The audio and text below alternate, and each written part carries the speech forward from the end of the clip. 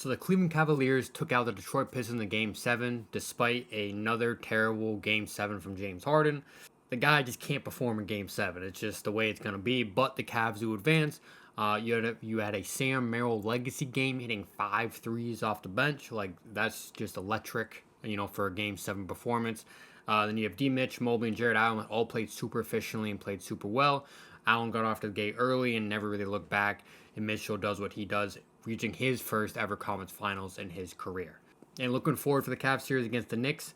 I don't know how the first few games are going to pan out, mainly because the Knicks have been resting for quite some time because they swept their series, and the Cavs are now just finishing up their second Game 7 series. So they may be a little sluggish going into Game 1, but they're still kind of a younger team besides James Harden.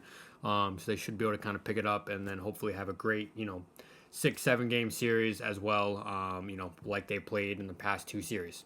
And for the Pistons, it looked kind of rough. The big three of Cade, Asar, and Jalen, I believe they had less than 30 points combined, maybe even like less than 20. But kind of with the Pistons, like we've been saying all year, they're just missing more shooting and missing another, on-ball creator. You saw Dennis Jenkins get the start the past couple games to provide that extra emphasis, but they really need kind of a more solidified ball handler and preferably a wing, if that would be great. Because you got nothing out of Tobias Harris this game. I don't think he hit a shot. So that's tough. Even though I did get eliminated in the second round for a 60-win team, I'll still call this a very successful season for them. They advanced in a playoff series for the first time in like 20 years when they beat the Magic. So they're a team that's been mentioned for a lot of the big-time potential players that's going to be potentially on the market this summer. I'm kind of more against that. Like, I know Lauri Markkanen's thrown around, but they're probably not going to deal him anymore because they got Jaren Jackson, and they're probably going to look to win this year.